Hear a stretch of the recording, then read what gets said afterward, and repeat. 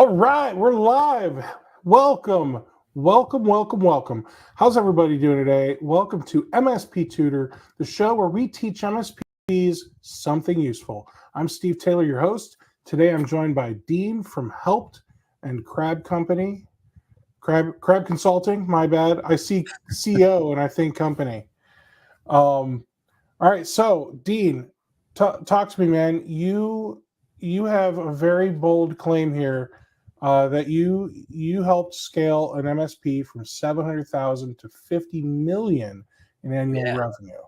Yep. All right. All by myself. I did all the work. No one else helped. Yeah, that's typically how that works. Yeah, you don't rely on anybody else.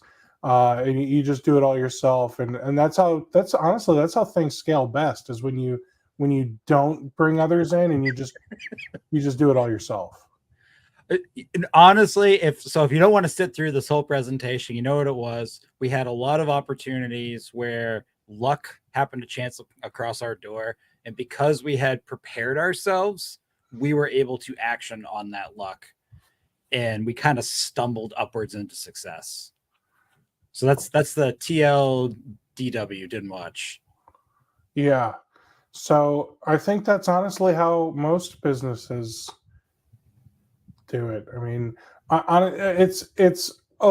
would say 50% of it is talent and skill, and 50% of it is luck. And I'm pretty sure that's like a Linkin Park lyric or something. But anyway, so let's talk about. Hold on. So I've got people asking me why we're not live. We are live. The people who are looking at LinkedIn going, why isn't it live? It's because I accidentally scheduled it for 11 p.m. and then I deleted that one. Yeah. So go to the right one if you're watching the wrong one. How about that? All right. So with that said, today we're going to talk about scaling your MSP. So I have a bunch of questions, but I think you've also got some slides that you wanted to go through. It's not a lot of slides, like 40 or 50, right? It's less than 200 slides. Okay. And it's only text, so make sure that you have something to write down notes. There's going to be very little discussion. I'm just going to read the slides. Okay, perfect. I love this first slide, by the way. Well, I'm a huge Futurama fan, if everybody hasn't figured that out yet. So Dr. Zoidberg was abused throughout this slide deck. So we're going to talk a little bit about how we grew a relatively small and modest MSP that have recently switched from break fix into a pretty big, I would say, national player now that I'm still really proud of. They're doing a really great job. And how we got there, because it honestly wasn't that we were the best or the most skilled. It's, as we just said, stumbled into a lot of situations and made the right decisions. So just who I am for anybody who doesn't know me. Most of you probably know me as Dr. Zoidberg on RMSP or Slack or Discord. I've spent over a decade as an MSP service manager and operations manager. I probably can fix a printer. That is a bold claim, sir. Listen, all right. So quick side tangent. I was given a NEC black and white laser printer, the type that you had to refill the toner in with the funnel and the squeezy hopper back in the 90s. It was a parallel port, and it broke. And I took every single piece of that printer apart, every single gear, cleaned everything off because I had no idea how it worked, put it all back together, and then it started working again. So that's how I can back up my claim. All right. Probably. So what I'm hearing is I did it one time, so I could probably do it again. Yeah, exactly.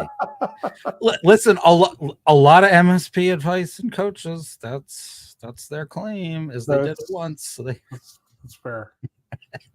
That's fair. And I annoy a lot of vendors and MSPs. I am a psycho dog dad. I have the hat. And my day job, I'm the VP of operations at Helped. And because I couldn't claim I'm a psycho dog dad without proving it, this is my dog, Lily. She has an Instagram with more followers than most vendors. And my retirement plan is to monetize her Instagram and not have to work anymore. So That's hilarious. we'll see if we ever get there. So you want me to get into it, or do you have any questions before I get started with the good stuff? Let's get into it, man. All right. So some of this is going to sound like fairly astroturfy advice to begin with, but you really need to focus on the goal. And kind of like an ICP, an ideal client profile, you need to be very specific. There's a culture, if you've done anything like EOS or any of those other systems, where you focus on a big lofty goal, a BHAG, and that's cool. Our BHAG was we wanted to support 10,000 users as a tiny little 6-person MSP. But that's so disconnected from reality. It's more important to focus on a much more specific goal. And where are you trying to take your MSP? So if you're listening to this now and you're relatively modest size, probably under 3 million, let's say, in total revenue, where are you trying to take this thing? Like, what are you actually envisioning here? And be pretty specific about where you're trying to take it. Because once you've done that, you can take that goal and really examine what does that business look like create the sort of the culture and the buying persona of that MSP. So, do you want to exit? What kind of exit? When? How far would your service radius be? I mean, you can get pretty tactical with this. Like, are you thinking, in our case, we were just southeastern Massachusetts. Do we want to stay within an hour of where we're located? The MSP we turned into ended up being all up and down the East Coast. And if you had asked me at this time, do I want to be going all the way down to Pennsylvania? No, I don't. That's important to know. So you got to think about and envision what the lifestyle would be like in that business. Kind of people you're going to employ. That's another thing you need to think about for whatever that goal is. So if your goal is I want to make a $25 million MSP and then sell it to a PE group, which is an awesome goal, what kind of staff are you going to have at that $25 million company? Is it the same staff you have now? Is it going to be, you're going to hire a bunch of ringers? Are you going to train up a bunch of people from the local community college? You really want to try to crystallize the vision of as specific and tactically as possible of what that MSP is going to look like. What kind of tech are you going to use? What kind of verticals are you going to be famous, legendary for in your area? What's the chart of accounts look like? Like, how complicated is it going to be? Are you going to blend some of your cost of goods sold? Like, are you going to blend cloud resale and managed services? Because you don't really care that much. Or are those all going to be separate business units? What's that org accountability chart going to look like, et cetera? And once you have that vision in your head, you've sort of drawn out your idealized MSP that's at the top of that mountain. You got to go in. This is the operations manager in me. You got to do a gap analysis, because it's the only possible way that you can start to get your arms around what you need to focus on improving now, so that when luck stumbles through your door, you'll be ready to capitalize on it. So things like an operational maturity assessment are super helpful here. I'm not saying you have to use any particular vendor's version of that, but some sort of assessment that you can run your company through and really break down where you currently are, what your deficits are, and what you would need to improve to be that future MSP as specifically and tactically as possible. And every time you go to do a hand wavy strategic thing where you're like, well, in the future, I will hire an accounts payable person and they will just handle that. You got to check yourself and step back and say, why? It's a peanut butter and jelly sandwich experiment. Go make me a peanut butter and jelly sandwich. Okay, get some bread. Where do I get the bread from? Oh, get it from the store. How do I get to the store? You want to break down everything like that until you get to a stopping point. It's the only possible way you're going to be able to figure out how to improve those systems. As you go through this, hit me. I think I'm the paralysis by analysis guy. So you say you break down the goal, but like I'm the guy that'll continue to break it down until I know like what denominations of currency I have in my wallet in order to go purchase the bread. How many 20s do I have in my wallet? How many fives? How many tens? Which one do I pay for the bread with? Like I will break this down Right. because I would rather continue breaking this down and have every little thing planned out than actually go out and do the work. So that's actually really important feedback, because we're not at a point where we're creating solutions. And if going through trying to figure out this gap and set goals, if you find that you're running into a problem with that, for example, you have paralysis of analysis, then that should be a red flag to you that your goals aren't realistic. Because at the end of the day, Steve, at your MSP, you're going to have a great staff. You're going to hire more great staff later, but you're the captain at the helm. And if you can't get your head around your own goal today for whatever reason, that isn't magically going to change later because you bought a tool or hired a person.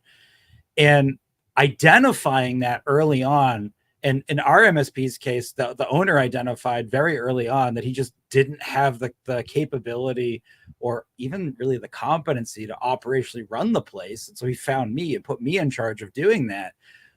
That's really important. And that's exactly why I want people to do this gap analysis, because I want them to have that sort of self-realization moment of, well, I'm just going to keep breaking this down into smaller and smaller pieces and never move forward. Fair. That probably won't ever change. Sounds like you need an integrator. Okay. So as you go through all of that, the logical step that I think a lot of owners are going to arrive at, as you were just arriving, is, me, Dean, me, Steve, whoever's watching this, I may not actually be capable of growing this organically. And I say that, and my notes on the slide have a little frowny face in the comments. Sorry. Oh, I have it here too. Perfect. And I'm kind of ragging on everybody, but like, listen, there's no magic secret here. And if you've been in business for 10 years and you're just kind of peaking somewhere between 1 million and 3 million, you probably Peter principle. You probably reach the level of your own skills, and the likelihood that you are organically going to keep being able to find more clients, drive them in, and slowly expand your business, it's not great, because you probably would already be doing that at this point. So I have the slide here to point out that growing organically isn't the only way to grow. And we eventually realized that there were ways we could do this without abdicating control. Build an MSP that can either be acquired or acquire others. And especially the second point, that could acquire others. That's still organic growth. If you get to a point where your operations and your MSP are stable enough, good enough, where you could go and merge with or buy another MSP that is roughly around your size or maturity level, that's still organic growth. It's just a different kind. And that was the realization that we had. And that's what allowed us to really start moving forward past that initial plateau that we got stuck at. So, yeah, go ahead. Do you have any questions? So it sounds like your goal for growth was not let's figure out how to deliver, not that you didn't, but let's figure out how we can deliver services and scale this to $50 million worth of services. It was let's figure out how to build an MSP that is operationally mature enough to acquire other MSPs, and then take what we do and kind of apply it to those MSPs and then continue that growth. Is that what I'm understanding? Yeah. So skipping dramatic foreshadow, skipping ahead a little bit. If you think of this like any sort of relationship, whether you're good at interacting with other humans on an interpersonal level or not, if you get your act together, so you figure out what, who you are as a person, your appearance, the way you talk, the whole package, everything else becomes easier regardless of any deficits you might have in that situation. Same thing applies to business. And I had put this slide in with Fry with the glasses on to kind of point out the fact that like a lot of MSPs owners aren't very good at selling. It's just not. It's not your natural skill set. It wasn't why you started the business. You're just not very good at it. So having the approach that, well, I'm going to keep going out and just finding more clients and have this amazing funnel that's always full and just going to drive business in, that's probably not a realistic goal for 80-85% of MSP owners. But focusing on making what you currently have as efficient and as standardized as possible is absolutely within the skill set of most MSP owners. And once you do that, you realize that you've kind of created Lego blocks. And well, if Steve's MSP also has Lego blocks, well, his Lego blocks can connect to my Lego blocks. And now I have more Legos. And it's a very empowering realization when you get to that point, that you realize that, hey, I might not be the best at selling to net new clients, or I might be the only one that can do it. And I don't know how to train a team, but I could go find other successful MSPs that look like me and think like me, and we could just combine forces. And now we're twice as big and we have twice as many clients and twice as many opportunities to suck at selling. That can be really powerful. And there are plenty of MSPs in the space that we know that have become powerhouses simply through merging with someone else that resembled them. So where do you even start? This idea that I want to be either able to acquire others or be acquired. And I am a firm advocate, even if you're saying, if you're watching this, you're saying, I never want to be acquired. Listen, you have no idea what could walk through that door someday. And if you go on this journey of making your MSP operationally attractive and financially attractive, you might get the offer someday. Everybody's got a number. You might get the offer. You never know. So don't totally write that off. So where do you start? You need to start in the shorter term to begin with. You really can't have these lofty, grandiose goals. We need to focus on the immediacy, the next year or two.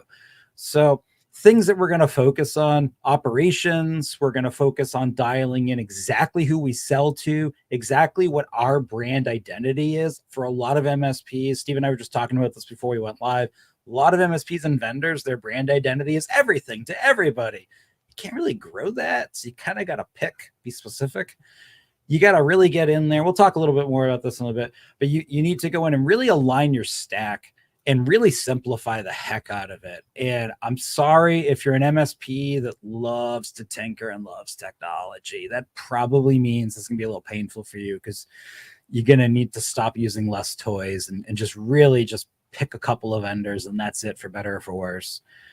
You put a lot of effort into your delivery and process, not to have that necessarily that white glove experience, literally, waiters with white gloves and the crumb catcher over their sleeve, but more that you have a repeatable process and a repeatable delivery that is 100% or as close to that as possible, executed all the time by everybody. And you have to get your financial health and accounting shipshape. You can't have any mysterious nonsense. We'll get to that a little bit later, but as a little bit of foreshadowing, if you've done everything else on this list already, and some of you honestly have a pretty shipshape MSP. If you got any weird stuff on the books, like maybe you have a car that's a business expense and a couple of laptops that are business expense, just weird stuff like that, or you have some equipment in the building that you haven't really depreciated and tracked properly, and you might be like, who cares? No one cares. And you're not wrong. When somebody does walk in the door with that amazing offer and they dig into your books, that's going to make them go, ugh. And you don't want them to do that. You don't want to turn them away. That's back to my relationship example. You put all this effort into who you are and you forgot to wear deodorant that day. Don't do that. You don't want to do that. And a lot of good businesses leave the financial health and accounting to the end, because we're like, that's our problem. I'm the only one that has to worry. Me and my CPA, we're the only ones that care about that. Tomorrow could be the day you need to show your books to somebody. So just keep that in the back of your head. Don't leave that as the very last piece. So what worked for us really well, and what I suggest that all of you try to adopt, because everyone I've seen try to adopt this has also been successful. Focus on a mentality that my T1s need to be able to do a lot, if not everything, at my MSP. I understand that won't actually be the reality of the execution, but that should be the business philosophy, that if a T1 can't do it, something is wrong, because that will cause you to think about everything we just discussed in a totally different mindset. It'll force you to think more like, and I know it's going to make some people cringe, it's going to force you to think more like a McDonald's, in that everything needs to be repeatable, standardized, and able to be delivered the same way to a really happy client every time. And when you think that way about all the areas of your business, you will also realize that I don't need very expensive people to execute all these things.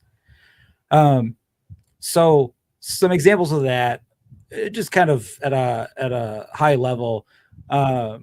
If you've gone in and you've sort of said that I've got a B player T1, that's a regular T1 employee, not an A player, not the rock star kid who came in to reset passwords and has already home labbed a Veeam server and set up a PF-Sense firewall. I don't mean that person. The regular person you hire that comes in and works normal tickets and does a good job, that person should be able to execute probably about 80% of your service delivery and project delivery at your MSP. And if you're aligning everything else, remember, if you align your ICP and you verticalize, this is much easier, because if I only support, in our case, we did this with veterinary offices for animals. So if I only have to learn half a dozen line of business softwares, a couple of vendors, and a couple of imaging and server products, it's a lot easier for me to standardize. You need to have an actionable CAM process, client account management process, meaning that it's so simple and straightforward that the value is obvious and your clients actually attend it and use it. A very simple stack. We completely simplified our stack. We had like 3 or 4 different firewalls we were selling, from different vendors, and others we would support. We just ripped the Band-Aid off. In our case, we picked Sophos. I'm not endorsing Sophos. We just picked that as a brand and just standardized every client over a 2-year period on Sophos. And then from that point forward, any new client had to have a Sophos. And sure, does that make selling a little harder? It does, but it makes supporting everything a lot easier. If every single client's got this little white box, it's exactly the same. And we became a highly process-driven organization. Everything had a process. There was an SOP on how to do everything.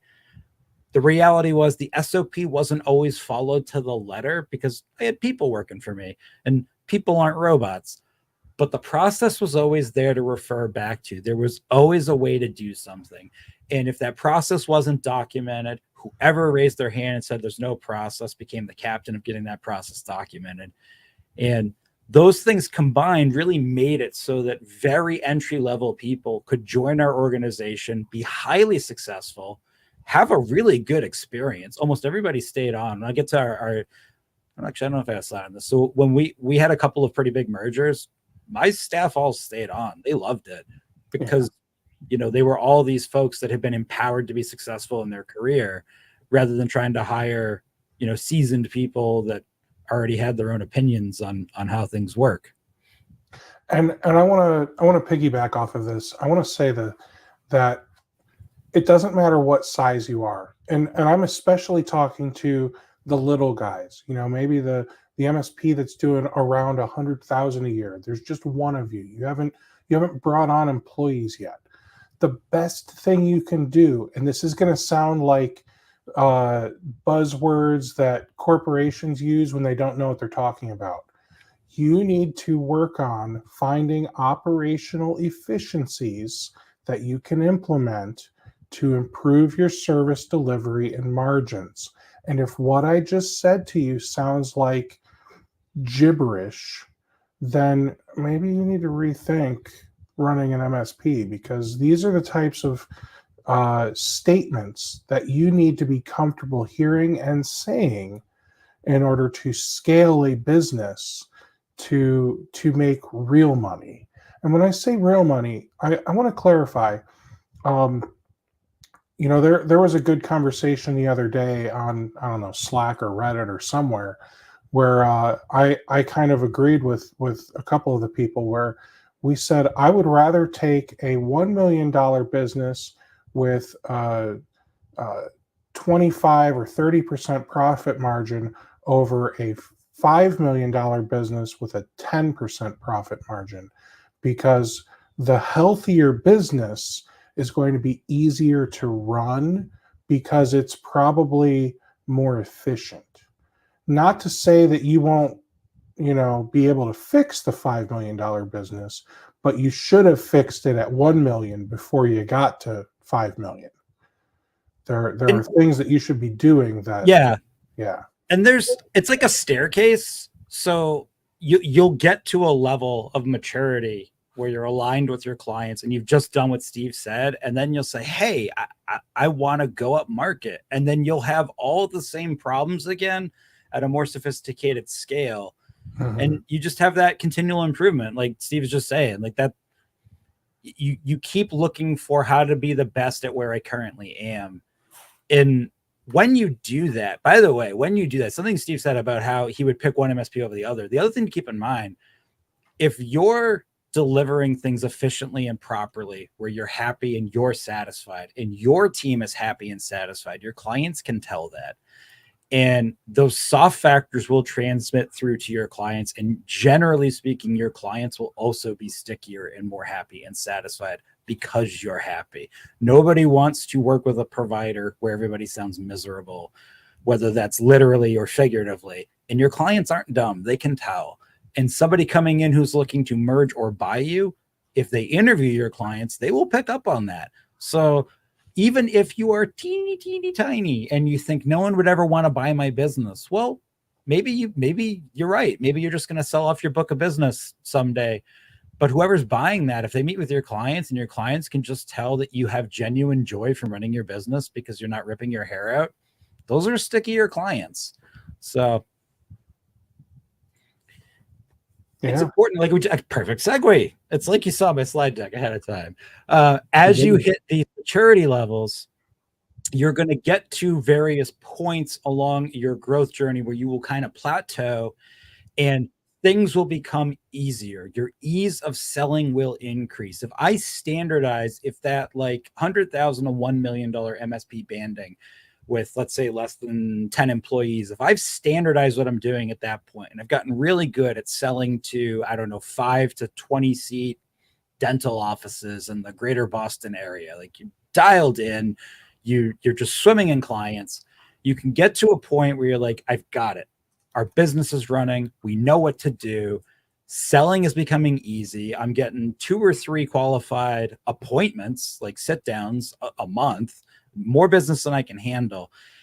And so most of us are naturally going to want to back off the operational focus. This is a trap, right? Strong sales hide a lot of operational inefficiencies because, quite frankly, you don't have to fix something if I constantly have new revenue coming in to replace bad revenue. That's fine if you're running a lifestyle business and you're happy where you are and this is good enough. Like, then good job. But if the goal here is still to grow towards a bigger valuation, then this is a trap. And you want to be careful you don't fall into this mindset. So ease of selling into increasingly more refined ICPs will allow you to start going up market. And it will allow you to branch into other revenue streams or distinct business units. And that means that your business will become more complicated. And if you've stagnated at the operational maturity we've just talked about, if you just sort of stopped improving, then this is all going to catch up to you and you're going to hit your ceiling and that's it for you. So a failure, the thing that we found, and if you knew me at the time of our last big merger, something I kind of complained about at the time was like, hey, like our new overlords don't care as much about operational efficiency as I do. This kind of sucks. They have really strong sales. And it took them a while to kind of catch up to that. It took them like 2 years to kind of like circle back and realize that, oh crap, we let our operational efficiency languish. And they had to work really hard to make up for those 2 years. Don't do that to yourself.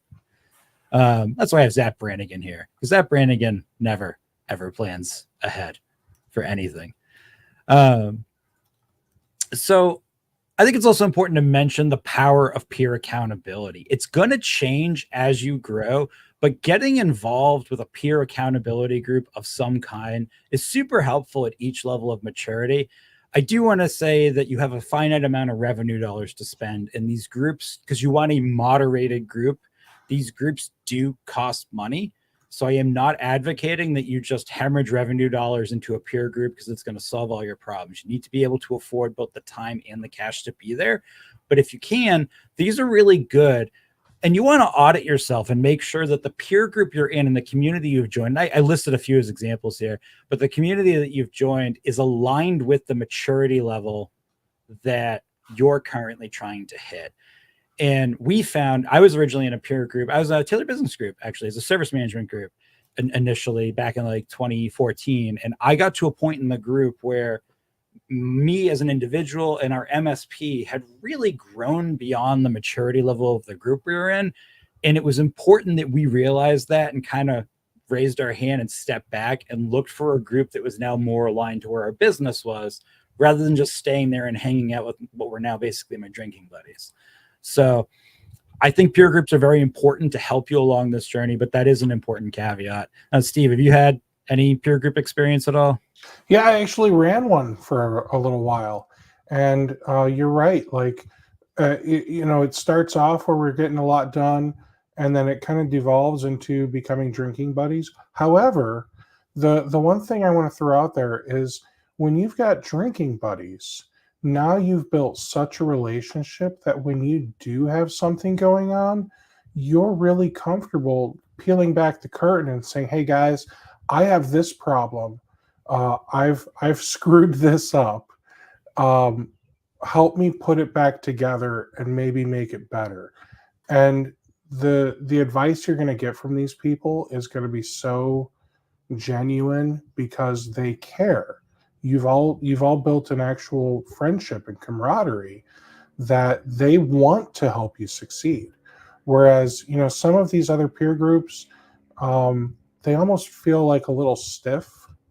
Not that that's a bad thing, but they're just like, so they've got their way of doing things, and maybe they only meet once a quarter or whatever, right? So it's hard to build that camaraderie, which means you're maybe going to be a little more shy. You're not going to be as willing to talk about what's really going on in your business because you're afraid they're going to judge you. Whereas with your friends, your drinking buddies, you're less worried that they're going to judge you because they already know your dirty secrets anyway. Right. Well, and once again, because I got to keep hammering home Futurama here, I picked this gift because, if you watch the show, Zoidberg's technically one of the smartest characters on the show, but he stinks, and no one ever tells him that. And Fry's his friend, so Fry is giving him actual honest feedback here. And that's an important element if you do join a peer group. It needs to have accountability metrics that everybody in the group are actually participating in, or you'll have the exact situation Steve just described, where you're going to be uncomfortable sharing what's going on at your MSP because no one else is really being honest about what's going on at their MSP. And since I know that some folks are kind of afraid of the ecosystem peer groups like Evolve or True Peer, which are great groups, but I get it if you don't want to go to one that's paid for by one of the big sponsors. There are still plenty of unaffiliated non-ecosystem peer groups. I listed a couple examples here. There's probably like 20 more that just didn't come to mind when I was making the slide. So a couple of so you butt into everything I've said. You're like, all right, sold. I'm going to standardize. I'm going to make it so everything in my MSP can be done by a level 1. I'm going to focus on exactly who I'm selling to. I'm going to get my finances in order. I'm going to clean up. I'm going to take a MSP shower, put on deodorant, and wear clean MSP clothes. Got it. There's some cool stuff that kind of ends up happening that maybe you weren't planning for, but are now open and available to you. And since I know a lot of you are owners and therefore visionaries that like to chase the revenue, I figured some of these would be fun to talk about for a second. So probably the thing that was the coolest scaling factor for us, one of the MSPs we merged with they already had a really robust Haas and leasing program going. We were doing Haas for projects, but they were doing Haas and leasing for everything. And because our MSP was very operationally mature, their MSP was very operationally mature in a very similar way, we were able to plug and play their Haas and leasing system right into our client base. And it was amazing. And without like revealing too much stuff, we got to a point, and I am, by the way, I'm not advocating anybody here. If you're starting off hossing and leasing, do not be the bank. Go find a leasing partner until you're big enough. We were big enough at that point where we did become the bank, and you'd have like a 5-year agreement where the equipment was paid for in the first like 13 months. And then we were just charging 30% interest on our own money for the next 4 years. That's super cool. We wouldn't have been able to do that without really aggravating our clients and our sales department if we hadn't put all this effort into standardization. It allows you also, when you standardize, especially if you've picked a particular type of client, you can go to verticalized trade shows. And what's super important about that is no one is doing that. Like, no one in our space seems to have their act together enough to be doing this. So there's a good chance that you will be the MSP in your area that is showing up to verticalized trade shows. What I mean by that is, if in our case it was, veterinary clinics, we go to their events and we exhibit at their events and we speak on things that are important to their industry. And I mean, like, really, really astroturfy level stuff. Like, I could get up on a stage and be like, you should have MFA. And everyone in the audience like, wow, never heard of this before. Smartest guy in the room. Stuff that as an MSP, we would normally laugh at each other about. Like, of course we need MFA, Steve. Like, that's, no one would even attend that webinar in this channel. But in these verticalized events, basic common sense in IT, if you understand their vertical, they are pleased to have you on stage. And that builds amazing referral networks, because people within a business community really like to feel smart and validated. They like the feeling that they made the right choice selecting your MSP. They're very happy to tell other people about that, especially in public, because it makes them feel even more validated. Another thing standardization can let you do is, I have yet to meet an MSP business owner that hasn't at least waxed poetic to me about this over a drink, is the idea of having, subject matter expert tactical teams. I want a networking team. I want a compliance team. Well, hey, that's actually viable if you standardize to this point, because you have such a good idea of what your costs are and your agreement efficiencies in your top funnel that you can actually afford to do that. You can start taking some of your process documents, because they're so well followed, and just make them client facing. And when you make KBs client facing, that opens up the world of ticket deflection, which means you now start getting to act like a Fortune 5000 company, where your end users don't actually ever need to talk to you to get support, because they go to your knowledge base first, and generally speaking are happy to do it. That's a really, really cool thing. It takes a lot of pressure off your team having to pick up the phone, as an example. All that stuff that we talk about all the time, like we're doing automation and AI, but like a lot of us really aren't meaningfully doing. We just, you buy Synchro, you just get the scripts it comes with. Is that automation or not? Well, you've gotten to a point now where all your clients interact with you the same way. All your staff service everything the same way. Every box is set up the same way at every client. Now you actually can actually automate stuff. And you can dedicate a resource or a team to actually automating stuff in a meaningful, repeatable way that doesn't require a level 3 wizard to babysit the script library on a weekly basis. That whole world is open to you now. And most importantly, because you've done all these things, you have set a standard and you can sell against it. And that is a super empowering thing to be able to do. The example I give to everybody: Steve, how big is a large fry? I don't know. You have a rough idea in your head of how big of a large fry would be, right? Yeah. If I gave you something that was significantly less or significantly bigger than that, you would notice, right? Yes. even though there is no universal fast food large fry standard, the industry has set a standard. And so some people sell against it. And you can do that same thing with yourself. You can come in and say, this is our standard offering. It's only one offering. No precious metals, no good, better, best, just our best offering at this price. However, for some clients, we offer these extra amazing add-ons.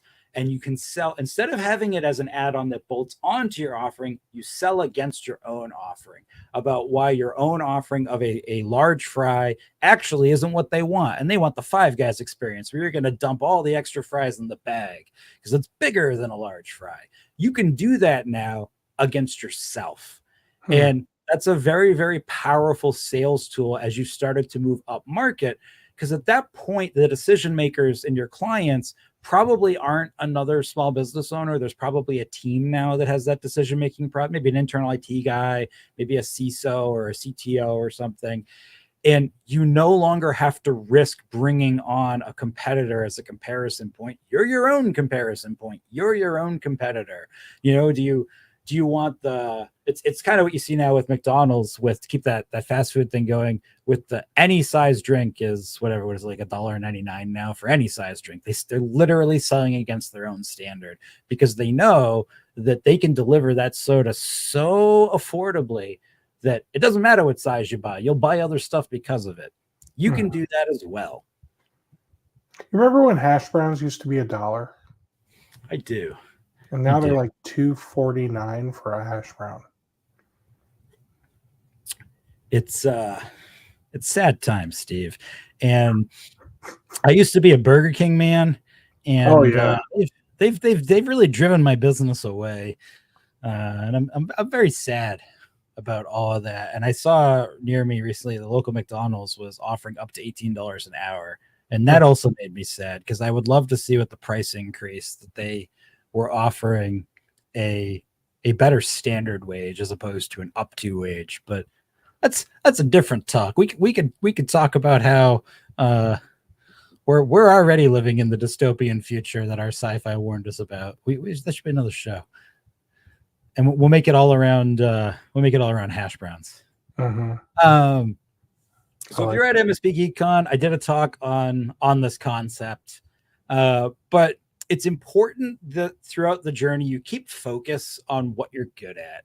And I'm kind of leading up to another slide in a minute because everything I just described, it's a lot. And if you're still at that point, we were at sub $1 million, you're just not going to be able to do all of this yourself or even be able to hire the team. You might luck into finding somebody like the owner of our company that's like me who can do some of it, but you're probably not going to find 3 or 4 people that together at that size can do it all. So you have to identify what you are actually good at. And it's not going to be everything, right? And as a business owner, you wear many hats because someone has to. You need to take a more critical look at both from an individual standpoint, but also the business, if the business was a person, at how many hats are being worn. And are there any here that I really genuinely need to stop wearing because I'm hurting the business? And from a focusing standpoint, that's going to mean that you need to have a wake up moment that you can't be everything to everybody.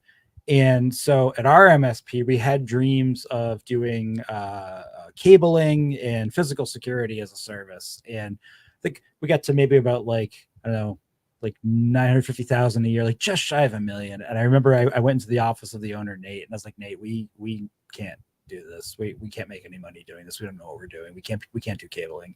I want to, but we can't. We got to hire somebody. We got to find a contractor. And it's that you have to have that awakening that, hey, not every area of revenue I could potentially capture is revenue I should be bothering trying to capture directly right now, or you just won't grow. It just won't happen at all. So for us, and what I suggest to a lot of people, the answer to that is to be comfortable with outsourcing. And I work for an outsourcing vendor. This slide is not to try and push you to that. The point is there is outsourcing at a tactical and strategic level for almost every area of your business. And you're going to have different ways that you engage with and use different outsourcing vendors. And that's completely appropriate and pretty useful to you.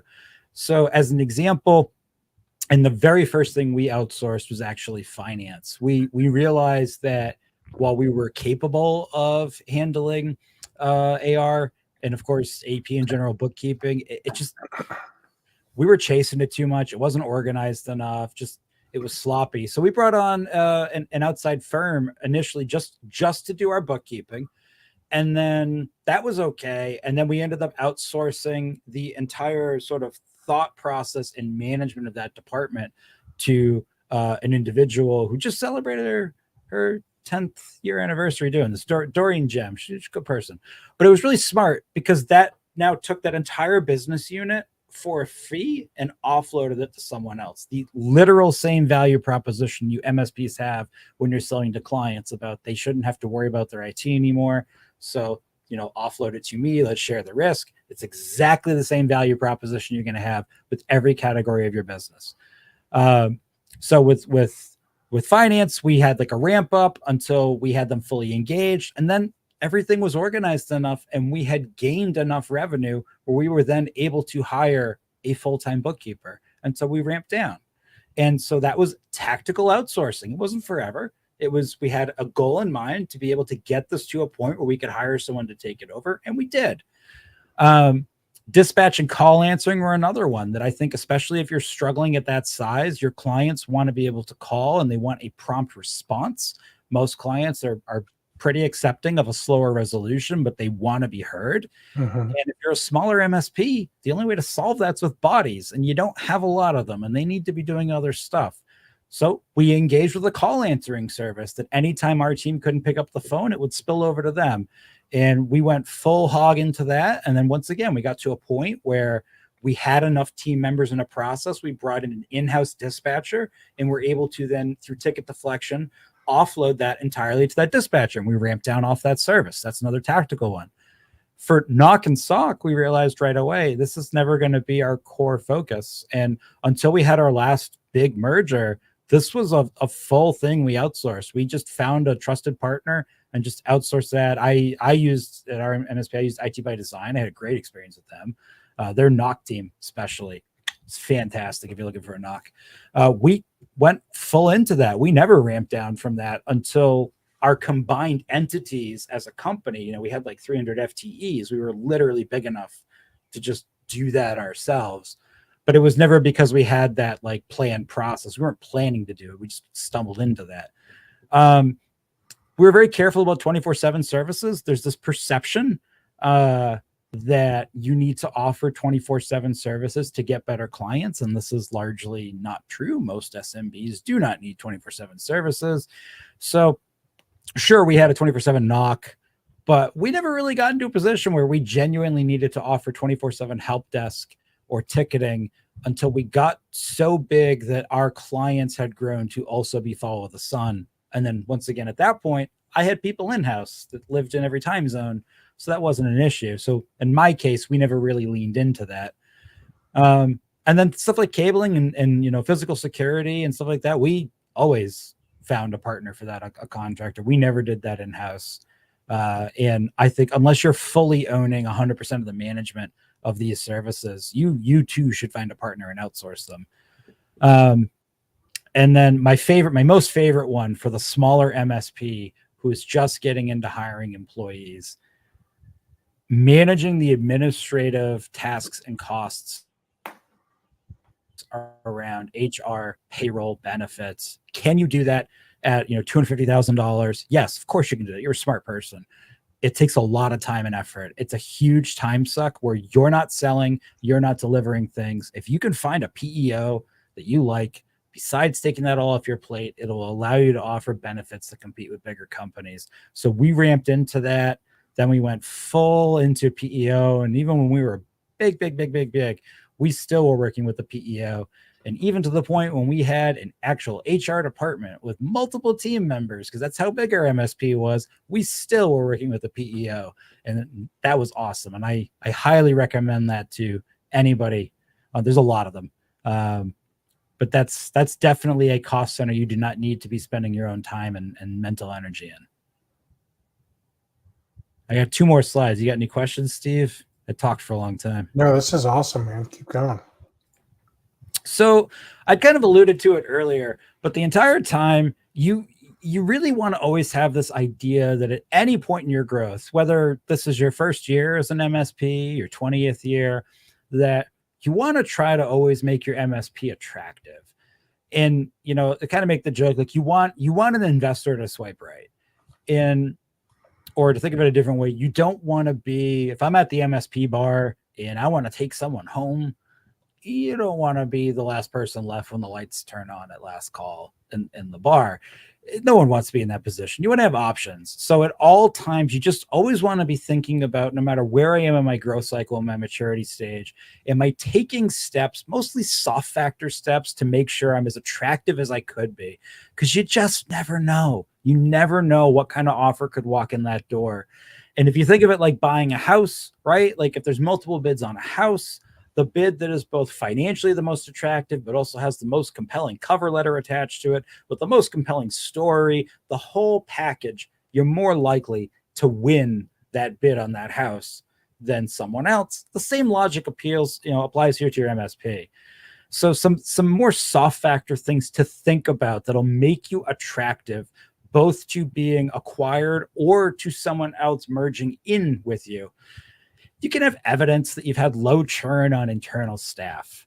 And generally speaking, if your company is a good place to work and people want to work for you, and I don't mean loyalty, but loyalty is good, but loyalty isn't transitive. I mean, genuinely, it's a good place to work. People want to be there.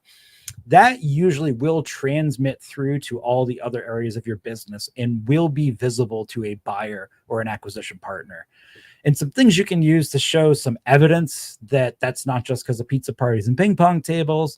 Good CSAT, especially good CSAT response rate. The scoring doesn't matter as much as the response rate, because if I'm 5 stars but only 2 people have filled it out, that's not as important as if I'm 4.1 stars but 700 people have filled it out. So good engagement on your CSAT from your team, some sort of evidence that your team is working towards professional development, earning certifications, things like that. I'm not saying you need to be a certification mill, but just some way to demonstrate to an acquisition partner that you value professional development and can prove that your staff also value it. And just in general, whatever your policies are, good ticket hygiene. So if your policies say that that all their notes have to be internal notes, then if I look in your ticketing system, I'd like to see that's the case. If your policy says that they need to always put next steps or resolution step, then I'd want to be able to look at that and see that they're doing that. That whatever your hygiene standards are, they could be low. They don't have to be, big standards, that you're meeting them. An important one that I think gets ignored a lot for smaller MSPs, you need to have solid agreements. There's a big cultural push with smaller MSPs that they think that month to month is a value add, both when they're buying from a vendor, but also when they're selling to clients. And a lot of this is basically competing on price and not really understanding what they're selling.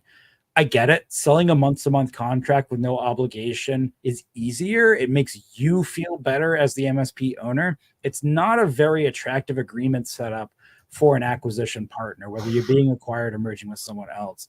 Because what you're basically communicating is that the relationship is tied directly between the clients and the people who work for you. And there's no piece of paper to really protect that. So keep that in mind. Having agreements that are assignable is a huge thing to making your MSP more attractive. If I'm buying you and I don't immediately have to go out and make all your clients sign a new piece of paper, boy, does that make it less scary, because that means I'm not going to lose out on all that revenue in the first, 6 months, a year, 2 years. So having assignable agreements, very, very attractive. And just in general, terms that, without being draconian, terms that protect the investment in the agreement. Some MSPs will say they don't define an exit clause at all. And once again, kind of like the month-to-month thing. I get why you say that. It's easier to sell that, but it also tells somebody that might be purchasing you or being purchased by you that you don't have a lot of ways to protect that investment. And have a scope of work that isn't in your invoice or your MSA, so that somebody else can see that you're proud of and know exactly what it is you offer. Evidence that you've curated your clients. So if you've had verticalized success, just some way to show that to an acquisition partner, that makes you a lot more attractive.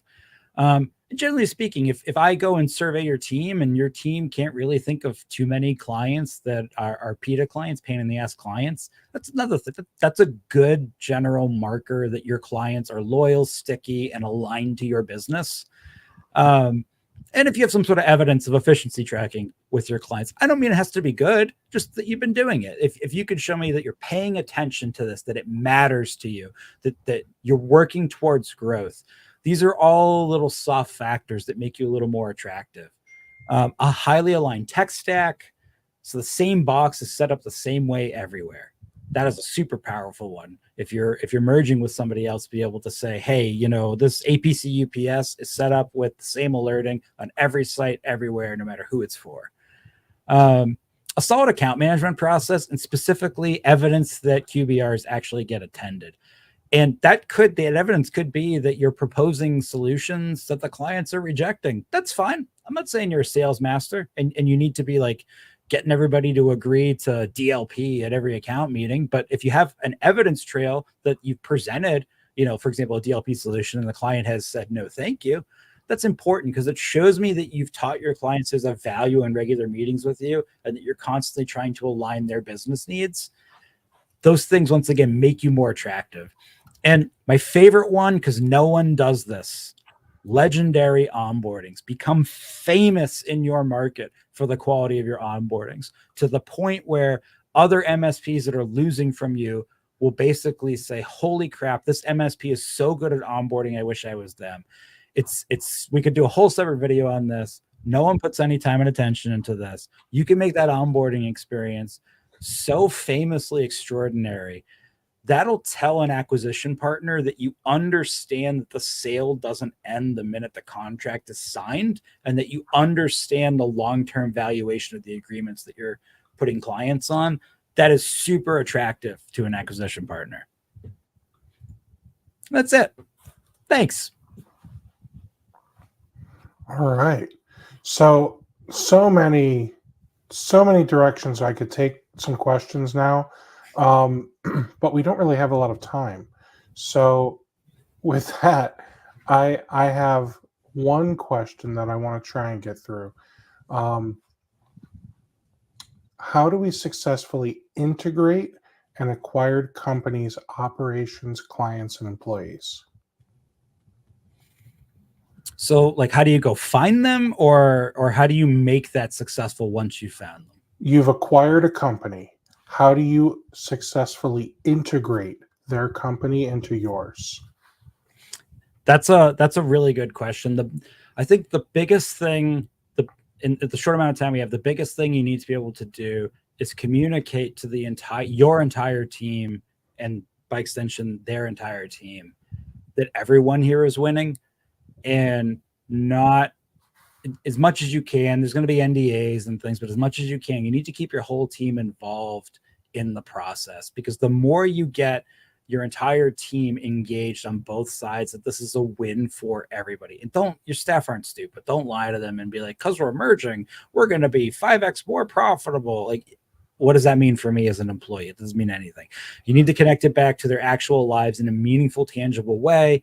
The more you can do that, the more your staff will just be on board with the idea, which means all the small little balls that you don't know are going to get dropped, your staff will catch some of them, and they'll make that integration a little bit smoother because they feel like they have skin in the game. An easy way to do that, if you are merging with someone else, is find a way, when you're doing your meetings about, who's getting paid and what they're getting paid, is try to figure out some sort of retention bonus. It's cash that you could give to the staff, and don't dangle it too far out in the future. So like 6 months or less, where, if anybody stays on after the acquisition, because acquisitions are scary, you're going to get this sizable chunk of cash, something like that.